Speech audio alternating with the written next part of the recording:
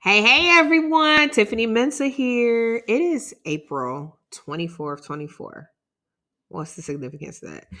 It's just a cool way to say 4/24/24. And I wanted to symbolize that as it's 4 years since I've launched my books. Wanted to celebrate that. So I told you all I was going to do a video that's talking about my journey of the learnings from the writing and self-publishing perspective, since I gave you like my personal being learnings of the journey. And the first one we're going to start with is get it out. Get the words out. Get the manuscript finished. Whatever you need to do, just get it out. Don't try to organize it. Don't try to structure it. Literally, just get it out. So if you feel a block, go to a coffee house, go to a different type of landscape. It's starting to get warmer, or depending on where you are. Go on a park, whatever you need to do to help you get that creativity out. Hit a playlist, create that, get it out your head, get it into that paper, hit them keys, and get those words out. The second one I would say is respect the editing process. Respect the editing process. Don't be super sensitive about when your editor gets it and starts marking it up like a teacher in high school with a red pen and you have all these changes. Just get it out. It's okay. They are helping you make sure your thoughts are complete, that make sure that those reading can understand and flow.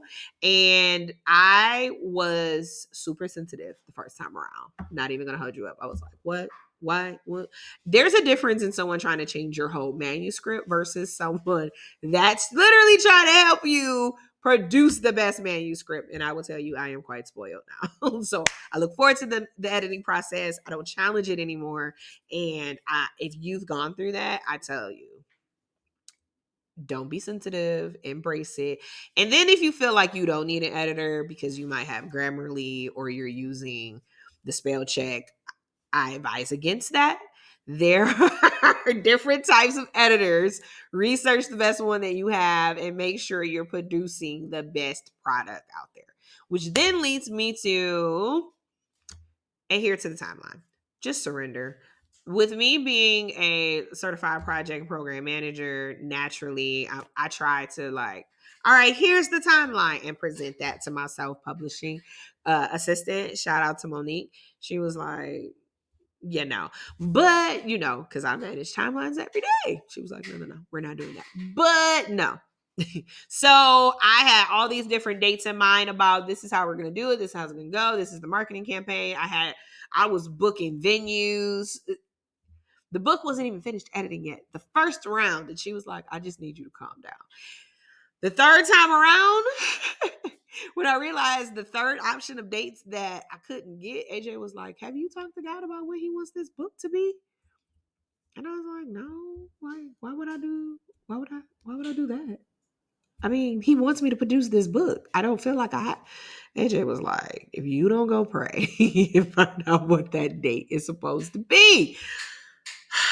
So after the third attempt that did not work, I went and I prayed about it, like legit. It was it was January 2020. And that's Januaries are typically our quiet months anyway, where we seek vision and like a full reset on what this year needs to be. And I just rushing in to, do all the things. And in that year, that month, I heard it clear as day. I was like, God, what is this day supposed to be? And I shut up long enough and I literally heard February 20th, 2020. And I was like, oh, okay. Wait a minute. Like, as you can see what I just did today, when I was like, 4/24/24, like 4 represents 4 years for me, like the significance. But for me then it was 2020, like 2020, like perfect vision. I see the past and get the understanding of this is the reason why it needs to come out. Like I've gone through all of this. Like I have a proper perspective. I've healed to understand my present now. And I understand the future of my mandate, of my purpose, and where it's supposed to be beyond the book. 2020. Got it. Okay, now I get it. I didn't get it then.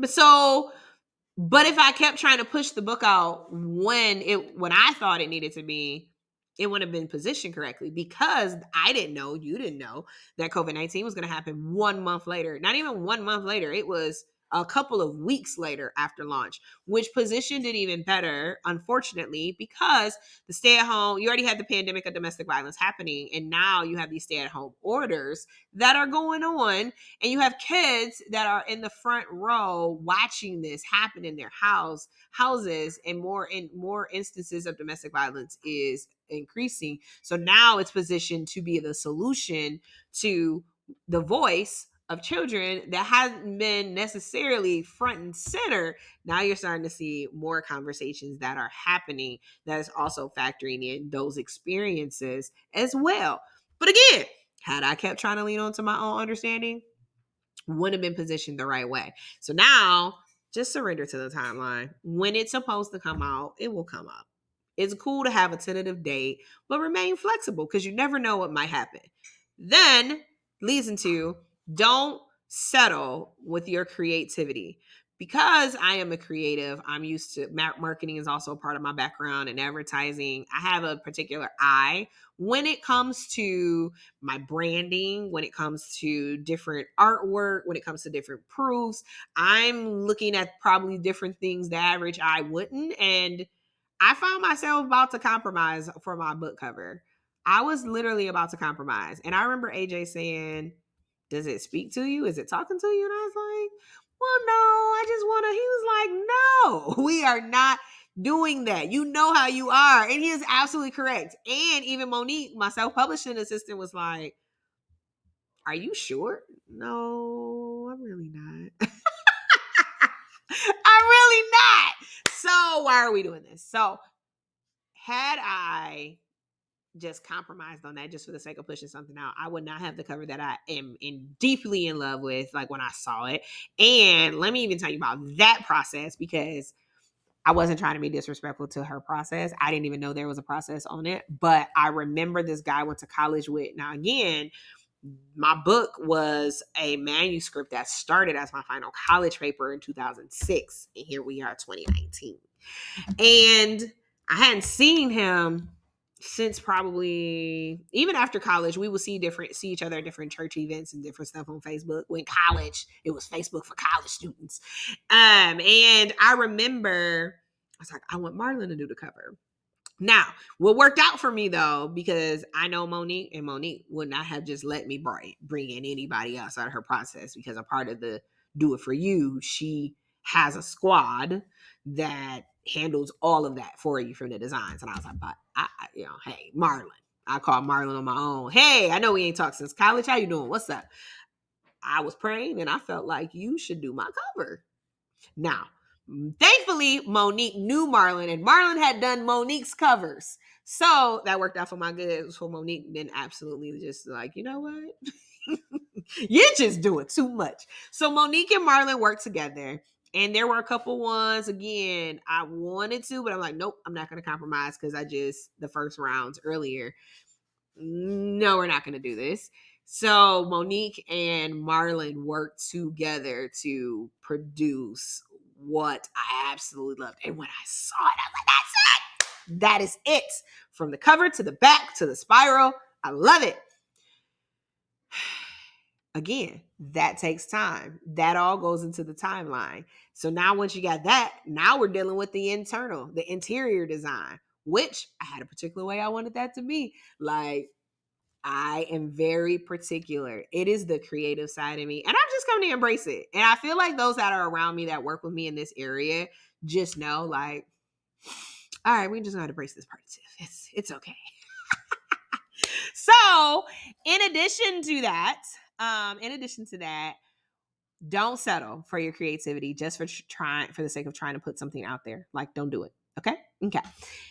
And that leads to the next learning. Invest in the systems, in the people that are going to help you go further. I learned that concept from my mentor, Dr. Darius. My and AJ's mentor. Listen, just because I am good in the area of business and I can flow in corporate and I am self-taught, I have taught myself a lot of different things, right? Just because I can do that doesn't necessarily mean that's something that's not natural to me. I should spend that time on. Is that the best investment of my time if I could just pay somebody else to do it? And it means I make a sacrifice on somewhere else to make sure I can push this across the finish line. Monique has the receipts prior to me even starting this of navigating Authoress world and Authoress land, and was able to take, like, I was able to take my brain of how I flow in corporate, and she helped me navigate this landscape I know nothing about to be able to produce my marketing plan, to position my product accordingly. And the best investment ever. Like, I don't want to do a book without her. And let me tell you why I went the self-publishing route. That's a lesson in itself as well. Why self-publishing over traditional publishing? That, and Monique is better to explain this than me, but I'm gonna tell you with the fork in the road that I was at. I want to self-publish, but I don't have the time to do all the things that's required. In that, the traditional, like the publishing a book process is like the music industry. They take your royalties, they own your works, and I got a problem with that right there. It's mine. That's a part of my legacy. I own that. I want all my royalties. Like, I'm even looking at Amazon sideways because, like, yes, it's on Amazon. Yep, cool from a brand awareness perspective. Yes, it's on Walmart, Kindle. I'm gonna keep it on the Kindle. That's not a problem. I'm talking about like the Amazons and the Barnes and Nobles of the world. Yes, my book is on there, but they take more of your profits and where you don't see it. And it's like, I'm not even trying to like get rich off of my books. Let's be clear, right? It's not about that. It's about helping people. But I feel, and it's also biblical, that pay a man or woman what they're worth. Pay for that. And I don't feel like y'all didn't push this out. Y'all did. What's up? See, look at the the gestures that's popping up. Y'all didn't push this out. I did. Y'all didn't spend time in the editing process and writing this and crying and remembering and going through these edits and rounds and creative reviews. And y'all feel like y'all entitled to what I pushed out. And then you get to claim that forever. And I don't. Like, I want to pass that down to my children. It's a legacy thing for me. I'm very, nah. Okay, I'm gonna get off that soapbox because as you can tell, I get really passionate about it. But Monique also helped me with that. Monique literally has series on that. So I'll let her, holla at her. So but because I didn't want them to do that, I was in this fork in the road. And Monique was like, I do it all for you. Like, I give you the services like you would get for a traditional, but you own your ISBNs, you own your royalties. Here's a strategy to make sure. So, man, sign up. Say less. Like, it's a no-brainer for me. Like, go ahead. I can still handle life and do all the other things I need to do without trying to figure out all this other. Here you go. Appreciate you. So make the investment if you're like, I don't want to listen. Everything is not free. I think we're grown enough to understand this world. You're going to have to pay for what you really want. And you're going to probably have to pay a nice amount of money for the quality that you get. Like, I am now of the age where I see you get what you pay for. Okay. Now you can get some deals. You can get some people that truly care and give good quality. I'm not trying to make that. But when you compromise for the sake of the dollar, like, oh, well, I can go to Whoop-de-Whoop and get this for 20, you're going to have a product that might look like that versus just paying the price that you do. And if you don't have it right then save up, make the sacrifice to just save up, allocate your budget to be able to invest, but do not make the investment because of money. All right. And also believe for divine strategies. Like, I got supernatural strategies with even that. That's a whole nother lesson. I'm trying not to make this too long. It's already long, but get creative in even how you get the funds. And like, when I stopped focusing on how I'm gonna pay for this, like, God opened up my mind and creativity to a whole different realm that, again, that went a part of my marketing plan that fully funded my book. So anything is possible. What may seem impossible, listen, I'm a Jesus follower, so my motto is him. And he said ain't nothing impossible, so ain't nothing impossible. I'm gonna get what I need to get done, however it needs to get done, with integrity to push it out. So, I think I covered all my learnings. But yeah, that's it. I hope that helps somebody who's thinking about publishing or writing, or you're in that process. But let me know in the comments. Did it help? Is it insightful to know? Have you even gone through the journey? We need a support group. Okay. Okay. But y'all, listen. In addition, I'm cooking up something for you. Yes, I'm whispering. Yes, I am. Yes, I'm rubbing my hands together. I'm cooking up something for you. I can't wait to share it with you next week. Next week, I'm about to share with you what is up next. And I'm so excited about it. Like, I feel like I already know it's a God idea. I already know it's a it's gonna be exciting. It's exciting. It's bigger than my first book. I'm definitely gonna say that. I am making that God confidence claim. This is bigger than this book. All that I've put with it. Are you ready? Are y'all getting excited with me? Are you getting excited with me? I want you to be ready. Because I can't wait to roll out what this is. Next week, I think I'm going to go live. I might go live. I know, I'm not going to think. I'm going to go live. So, tune in next week to know what's going on. And I will talk to you later. Have a great rest of your day. Oh. Before I leave, rocking denim today. It's denim day. Yes, it is. It's denim day. You may be like, what is denim day? Glad you asked. Denim Day is a campaign that is typically the last Wednesday in April in honor of Sexual Assault Awareness Month. Again, I am an advocate. This is a part of my calling, and this intersects also with domestic violence, unfortunately. And we wear denim as a statement because there was a campaign the campaign started after the ruling with the Italian Supreme Court, where a rape conviction was overturned because the justices felt that since the victim was wearing tight jeans, she must have helped the person who raped her remove her jeans, therefore implying consent.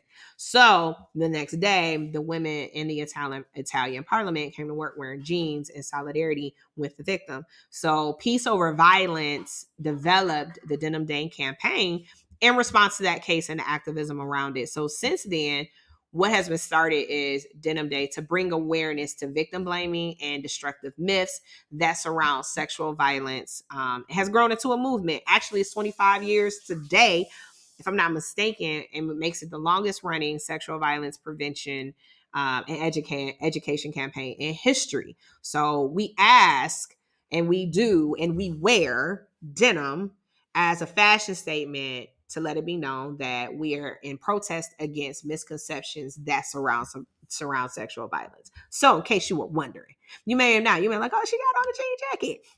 It's for cause. So thank y'all for tuning in, and I'll talk to y'all later. Have a great one. Bye.